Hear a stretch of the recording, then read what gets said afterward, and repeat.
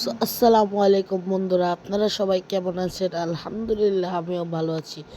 তো ঈদ ভ্যাকেশনে আমরা চলে গিয়েছিলাম আমাদের নানু বাসায়।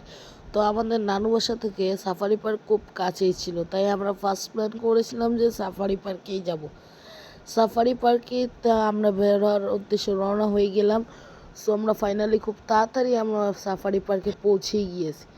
সেখান থেকে আমরা টিকিট কেটে ভিতরে ঢুকলাম।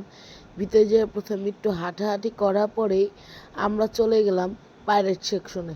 সেখানে মিশেমে রিক্সার মধ্যে ঘুমাইসা পড়ছিল, তাই কিছুক্ষণ সে একটু চুপচাপ ছিল। তারপরে আমরা ঢুকে গেলাম পাইরেট সেকশনে। আমরা সেখানে যে মেকাও পাখির সাথে অনেক কথা বলার চেষ্টা করলাম, তাকে অনেক ডাকলাম। কিছুক্ষণ চেষ্টা করার পর অবশেষে সে পাখিটা আমাদের সামনে এসে বললো। তাকে আমরা একটু কিছু পেয়ারা খেতে দিলাম, ওর সাথে অনেক মজা করলাম। দেখো, একে একে একটার পর একটা পাখি আসতেছিল, তাকে দেখে সে আসছিল। একজনের পর একজন আসছিল আর আমাদের কাছ থেকে খাবার নিয়ে যাচ্ছিল। তারপর আমি আবার একটা পাখির সাথে দুষ্টুমি করতেছিলাম। দেখো সে আমার সাথে কি করতেছিল, তাকে একটা পেয়ারা খেতে দিয়েছিলাম, কিন্তু সে পেয়ারাটা ভাঙতে পারতেছিল না। আমি তাকে পেয়ারাটাকে ভেঙে দিলাম। একটা আঙ্কেল এসে আমাকে হেল্প করলো। তারপরে আমরা চলে গেলাম বাটারফ্লাই সেকশনে।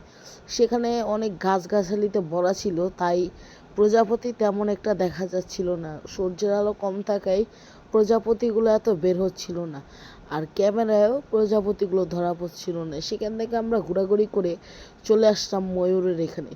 অনেক সুন্দর সুন্দর ময়ূর ছিল।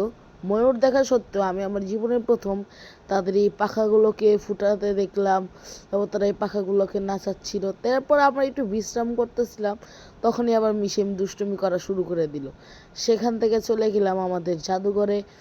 এখানে জাদুঘরে যে দেখলাম অনেক অনেক মাছের বাচ্চা, বিভিন্ন সামুদ্রিক আজব আজব মাছ তারা সংরক্ষণ করে রেখেছে, যেরকম সাদা বাঘের বাচ্চা, পটকা মাছ, ডলফিন, হাঙ্গর, বিভিন্ন প্রজাতির সাপ ইত্যাদি দেখলাম। আরও অনেক কিছু জায়গায় জায়গায় তারা একটা বক্সই করে রাখছিল। অতিরিক্ত থাকার কারণে আমরা সব কিছু বিস্তারিত দেখাইতে পারিনি।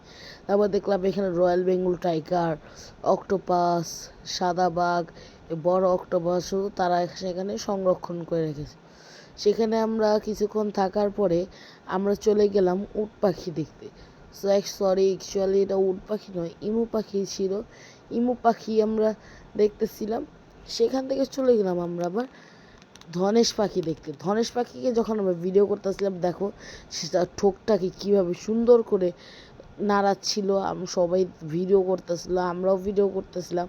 অবশেষে ক্লান্ত হয়ে আমরা যখন চলে আসছিলাম, তখন দেখো মিশেম আবার আমার সাথে কি দুষ্টুমি করা শুরু করে দিয়েছিল। আমিও তার সাথে একটু দুষ্টুমি করতেছিলাম। অবশেষে ক্লান্ত হয়ে আমরা চলে যাচ্ছিলাম। তোমরা সবাই ভালো থেকো, সুস্থ থেকো। আশা করি ভালো থাকবে। আসসালামু আলাইকুম।